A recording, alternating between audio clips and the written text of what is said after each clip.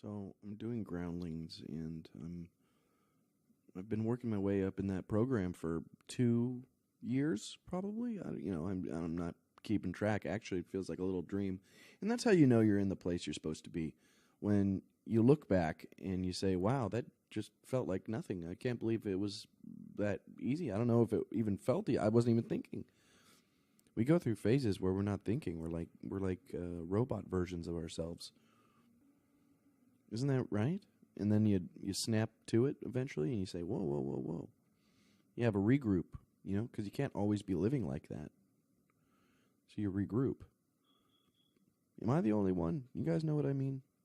It's like some days are, I should say, some times of our life, some phases, some seasons, they seem to go by like that, and others, the days drag. And it seems like it's during those transitional periods where, like, wow, I just was thinking how long the days have been, and this isn't a daylight saving thing. It's just like, oh, well, and then I realize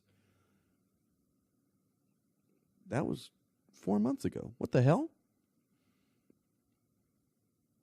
So I'm doing the groundlings thing, and it's going to culminate in a definitive type moment, because you only get to do this class once, and if you don't pass, they excuse you. They say thank you. This is where they find out this is where they decide if you've got what it takes. You need to call in. Oh, yeah, well, there's a guest list. Never mind, you can't come. You can't come. Probably not. Here's why. Because there's only 2 more tickets available that I'm able to... You know what?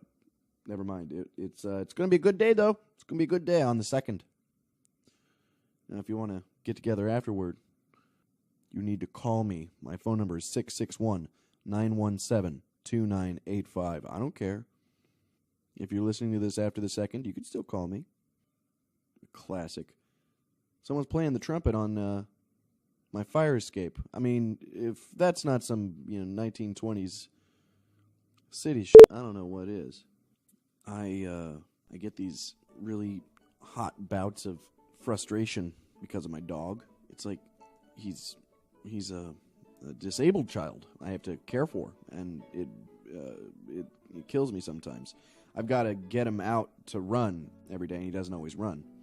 So I get these hot bouts of fury, and I want to smack him, and I want to address that in myself. Why? Because I can't control him? Because he doesn't listen? I know that there's a language barrier. Hell, there's a brain barrier.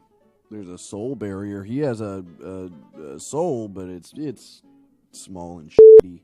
If you're hearing beeping, that's special, unique to this episode.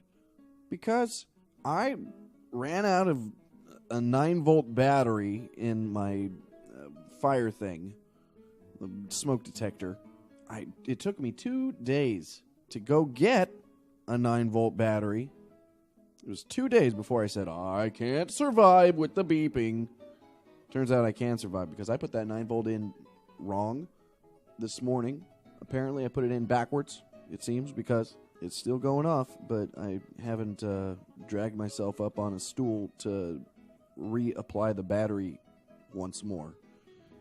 I'm lazed. I'm living in a general lazy malaise.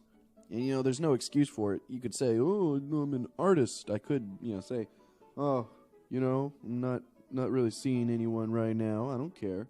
I'll just come home, take my clothes off, throw them on the couch. Well, you keep doing that. And then you got a closet for a living room. What I'm saying is I need to clean. Jordan Peterson would say, I need to clean my room. You need to clean your room. Be more responsible. I'm not your father, but I will talk to you like I am. Because that's all you really need is a positive male role model. Clean your room. Something that's different about this episode is I'm sitting down. I'm usually standing. My energy is different. I feel different. I feel more boring, to be honest. And heck, I ran today. I'm not tired, but I've got my energy up, I think. I've had some coffee. This, for all intents and purposes, ought to be a good day, but I'm feeling funny. Ugh, no, forget it. I'm getting on my feet. Hang on.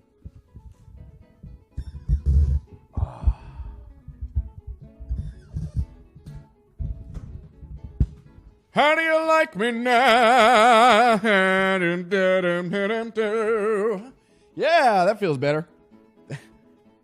That song is about breaking up. Or, no, it's about rubbing someone's boo-boos in their face. It's like saying, hey, I'm famous now. You didn't want to have sex with me, but now you're gonna regret it. How do you like me now? I'm still overweight and just a little nebbish. How do you like me now? With my one-hit wonder, ooh-boo-doo. Isn't that ironic? That's his one-hit wonder. I think it is. Who are we talking about? Toby Keith? I mean, maybe he's not, one-hitted. He's not necessarily that, but that's the song that you pretty much remember him for. And it's the one where he was being the least humble. Now he's the butt of jokes. You used to make fun of me. How do you like me now? Now that I have this song, it's so laughable. How do you like me now? There was this homeless guy standing on the sidewalk yesterday. I'm in traffic. This guy was talking to the people. He was just talking. I don't know. I had the window up, couldn't hear him. Whatever hobo garble comes out. Hey, there's squares in the sky. You never see them because you ain't looking. Hey, let me ask you something. You ever have a scar up on your lip and then you bit it and now you got two scars? That's from the safe heart. Squares in the sky. I dug a hole and lived in that for a month before I said, hey, yo, wait. Yo, whoa. Yeah, how many chicken fritters is this going to take to make a frank? You got to slather some buns on it. Hit. In whatever he said, didn't matter because he made this quick snap. He was kind of in the groove, His body was kind of moving. He was like talking like, yeah, and getting it out. Whatever he was saying it, and then he stopped, snapped, glared directly into my eyes through traffic. It was like he was talking like, hey, everybody in the world, you gotta know this special secret except for you. And I'm in the back of an Uber. I froze because he did direct it at me. And I didn't even know he probably didn't see me. Maybe this is something he does. He's like, I'm going to fuck with this one. Or he has some sort of insanity.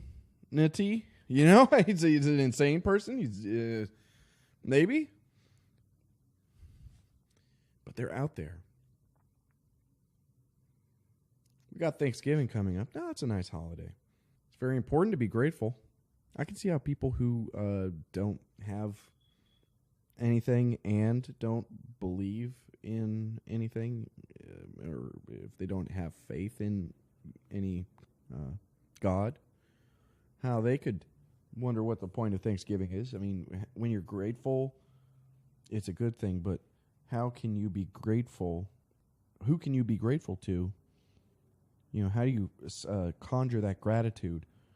Like legitimate gratitude, if you don't believe in God to be grateful to, for for anything, you could say, oh, I'm grateful for my natural ability, my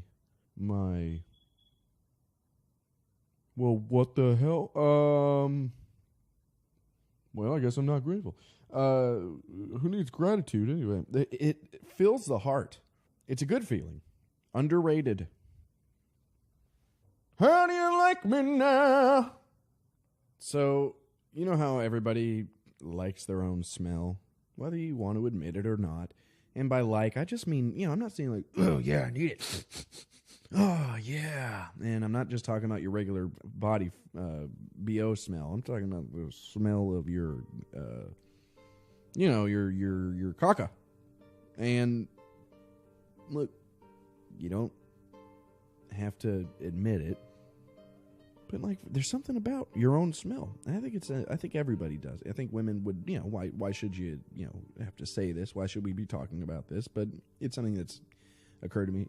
So, okay, we can all agree, I think, that we like our own smell. Point is, when you get into like a bathroom, public restroom, right, and you smell this, it usually doesn't, it smells weird. Like it's been there forever. It's, like, what have you been eating? Like gelatin from pills? Like just the capsules? You just been eating like only the capsules? What is that? It's this weird old doo-doo smell? Well, I thought that was maybe my brain interpreting, because it seems like that's a common smell. It's like, what, is everybody eating the same thing? It's a bunch of empty pill capsules?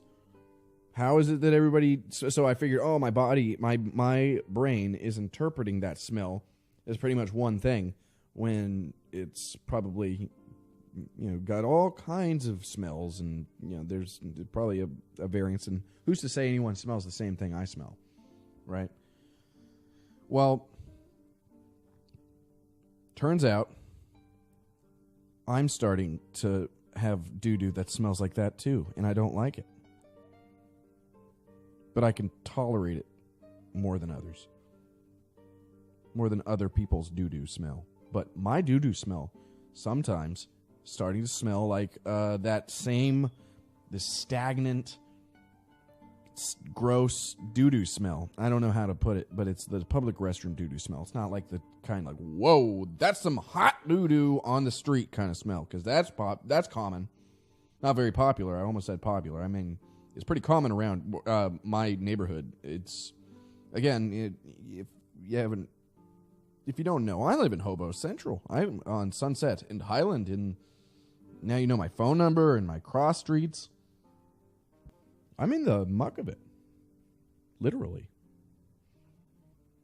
There's muckety doo-doo outside.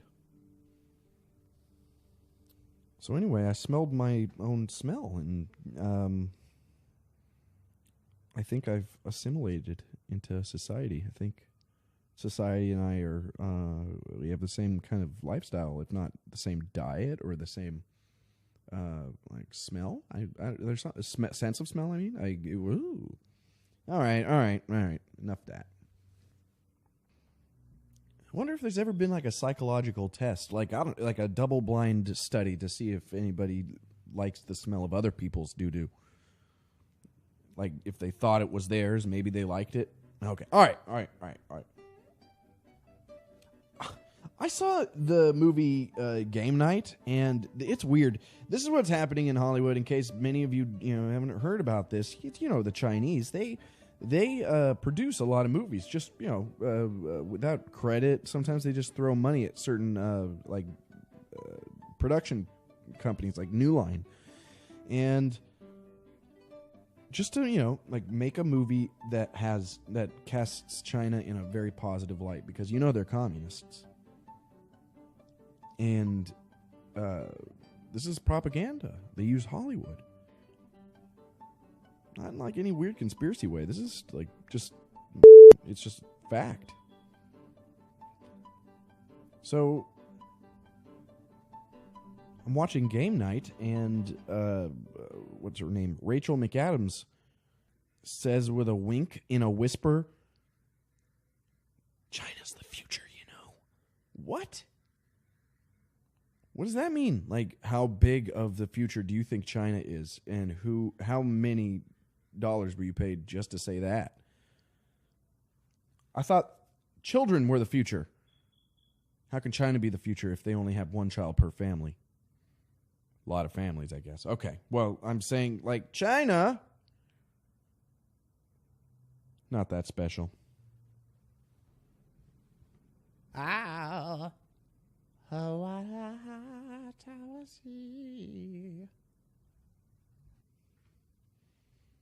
quit smoking cigarettes, must have been about 2 months ago, and I guess I feel good. I'm running more. It's strange, but it's pretty depressing. Like, oh, yep, well, that thing that, was always there isn't anymore. And the body, it's not just the mind or the body, but there's like it's a dependence. I've been smoking since I was, like 14, 15.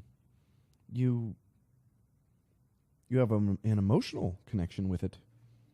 And like so many people we love, we take them for granted, It's not like I was ever getting all psyched about having a cigarette, right, as I was smoking, but going on dates and not turning them off. I've turned women off. I'm going to be honest, I've got to quit smoking pot. I've been smoking a lot more since I quit smoking cigarettes, and it's kind of a substitution. Well, it's got to stop because I can sense the slowness in my thoughts. I'm contaminated. I feel like I'm calcified in the brain. Like I have to do brain push-ups. Like if there were a way I could get one of those like clench fist exercisers up in my mouth and exercise my brain, I would do it. Because it's a sad sight. Me when I'm not at my best. And you wouldn't even know why it's sad. You just look at me and say, wow, sad. And I'd say, yep. Yeah. I'm sad. I'm pretty freaking sad looking, aren't I? It's the bags under my eyes. They're emblazoned red. Emblazoned with veins. Stoner red eye veins popping out of my eyes. They are three-dimensional. My eyes are Braille with veins. Have you got Braille eyes? Use my spit. My spit is clinically guaranteed to remove those eye veins. And then Ben Stein licks your eye, and then you get a Ben Stein sty on your eye. You're like, thanks a lot, Ben Stein. He's like, with relish. Got a new pair of pants coming in the mail. I'm gaining. That's the thing. I'm gaining weight, and I had to buy a new pair of pants. It's weird being a... So I'm going to be honest. I think my weight gain can be attributed to the colonic I had. I went and did. And you know, it's not the kind of thing you think about being so uncomfortable. You know, girls have tried to put their fingers in my butt before, and I'll, go, I'll swat it away. Maybe another time. I don't know. Don't talk to me. But when you hear, if you have a colonic, you can really clear out all that goopy meat or whatever it is that's laying in your stomach, and then you get there and you realize, Jesus, I'm gonna lay down on a table, and they're gonna, you should know this. You should be thinking about this. I should have been thinking about that, but it really didn't dawn on me I was gonna get penetrated until I laid down on that medical table. I was like, wow, this is scary. And then they've got like clear tubes in the machine next to you. You get to see it all. It wasn't really working too much there at first. I was like, am I wasting my time right now? Something in there gave, though, and I, got cleared to a certain amount. He said, you got to come back at least 2 more times. I was like, ha-ha! Let's just see how I feel. Well, you know what I think happened? I cleared out some of the good bacteria that's necessary in there, maybe. You know, over my 28 years of bacterial growth, and I started gaining weight suddenly. I just took everything on. Well, dang. I really believe it's because I don't know, cleared my intestines of whatever. Yeah, the guy he was a guy too. And I was like, ah. He said, "Do you eat a lot of greens?"